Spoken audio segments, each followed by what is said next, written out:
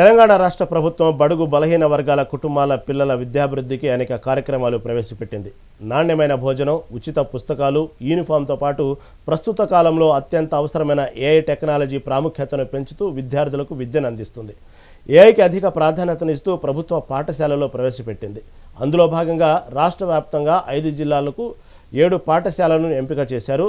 ఖమ్మం నగరంలోని ఎన్ఎస్సి స్కూల్లో ఏఐ ల్యాబ్పై మరింత సమాచారం మా ఖమ్మం కరెస్పాండెంట్ దేవేంద్ర అందిస్తారు. బడుగు బలహీన వర్గాల పిల్లలకు మంచి చదువుని అందించడానికి బడిబాట కార్యక్రమం ద్వారా అనేక కార్యక్రమాలను ప్రవేశపెడుతూ ఆ పిల్లల్ని ప్రభుత్వ పాఠశాల వైపు మళ్లించేలా అధికారులు అన్ని చర్యలు తీసుకుంటున్నారు.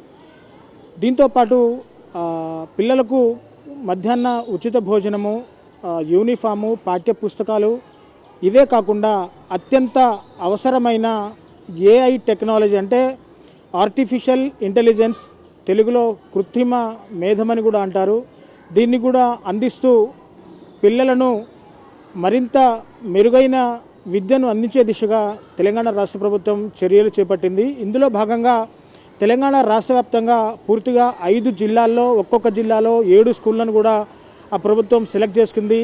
ఖమ్మం జిల్లా ఖమ్మం నగరంలోని ఎన్ఎస్సి క్యాంపు స్కూల్లో, ప్రైమరీ స్కూల్లో కూడా ఏఐ టెక్నాలజీ ల్యాబ్ను దాదాపు 18 లక్షల రూపాయలతో నిర్మించారు. ఏఐ టెక్నాలజీలో ఈ స్కూల్ పిల్లలు కూడా ఎంతో చక్కగా విద్యను అభ్యసిస్తున్నారు. ఏఐ టెక్నాలజీ ద్వారా మరెన్నో విషయాలు తెలుసుకుంటూ కంప్యూటర్ గేమింగ్ కానీ, మ్యాథమెటిక్స్ అంటే లెక్కలు కానివ్వచ్చు, లేకుంటే ఏదన్నా సబ్జెక్ట్ని బోధించే దిశగా పిల్లలు ముందుకు అడుగులు వేస్తున్న పరిస్థితి ఇక్కడ కనపడుతుంది. సో ప్రస్తుతం మనం ఖమ్మం నగరంలోని ఎన్ఎస్సి క్యాంప్ కార్యాలయంలోని స్కూల్లో మనం ఉన్నాము. ఒకసారిగా ల్యాబ్లో చూద్దాము. ల్యాబ్ ఇన్ఛార్జ్ కూడా అందుబాటులో ఉన్నారు. వాళ్ళని అడిగి అసలు ఏఐ టెక్నాలజీ అంటే ఆర్టిఫిషియల్ ఇంటెలిజెన్స్, అలాగే కృత్రిమ మేధ అనేది ఏంటి, అసలు ఇది ఏ విధంగా ఉపయోగపడుతుంది, దీన్ని ఏ విధంగా నేర్చుకోవాలో అక్కడ ఇన్ఛార్జ్ కూడా మనకు అందుబాటులో ఉన్నారు. ఒకసారిగా అతనితో మాట్లాడి మరిన్ని విషయాలు తెలుసుకుందాం.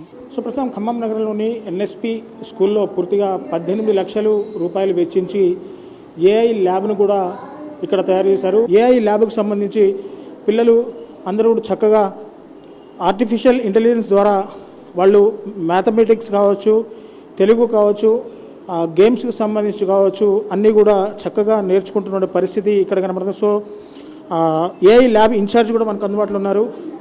సో వారితో ఒకసారిగా మాట్లాడి మనం మరిన్ని విషయాలు తెలుసుకుందాం. సో సార్ చెప్పండి, దాదాపు అంటే తెలంగాణ రాష్ట్ర ప్రభుత్వం బడిబాట కార్యక్రమంతో ప్రభుత్వ పాఠశాల వైపు పిల్లల్ని మొగ్గు చూపేలా ప్లాన్ చేశారు.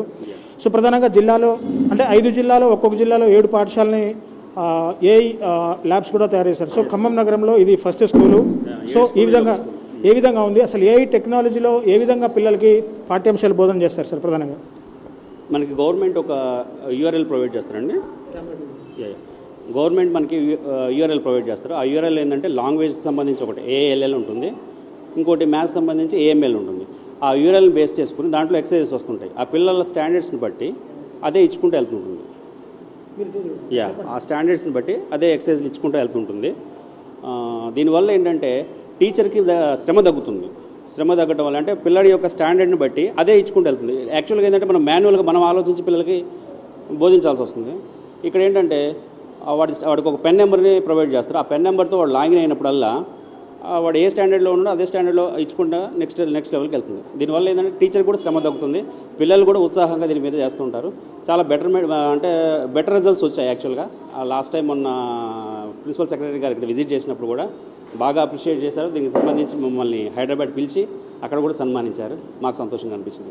అంటే సార్ ప్రధానంగా ఏఐ టెక్నాలజీలో శిక్షణ ఏ విధంగా ఉంటుంది? అంటే ఒక్క సబ్జెక్టుకు సంబంధించిన శిక్షణ ఉంటుందా, లేకుంటే ఇప్పుడు 1 to 5th వరకు కూడా ఈ స్కూల్లో చదువుతున్నారు. Maximum Telugu, English, Hindi, mathematics, science and సోషల్గా ఉంటుంది.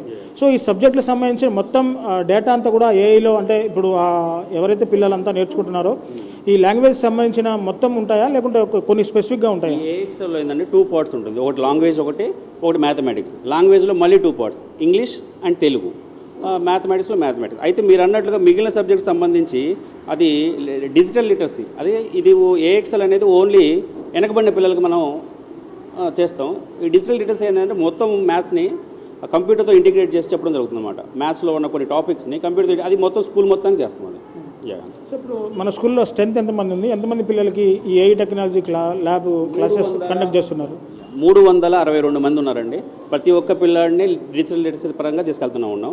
ఏఎక్సెల్ అనేది 70 మంది పిల్లలకు ఉంటుంది. వెనకబడిన అంటే కొంచెం స్లో లెర్నర్స్కి అది 70 మంది పిల్లలకి. దాన్ని ఇంకా అందరికి కూడా ఇంప్లిమెంట్ చేయడానికి ప్రయత్నిస్తాం.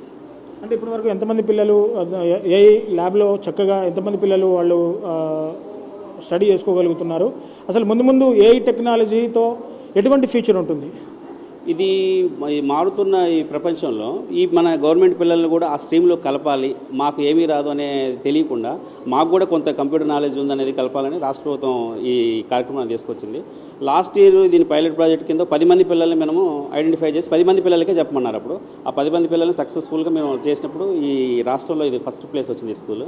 సో ఇప్పుడు దాన్ని మాకు కంప్యూటర్స్ పెరగటం వల్ల క్లోజ్ టు ఒక 70 మెంబర్స్కి దాన్ని మేము ఇంప్లిమెంట్ చేయాలని నిర్ణయించుకున్నాం. సిస్టమ్ ఒక నెంబర్ని జనరేట్ చేస్తుంది.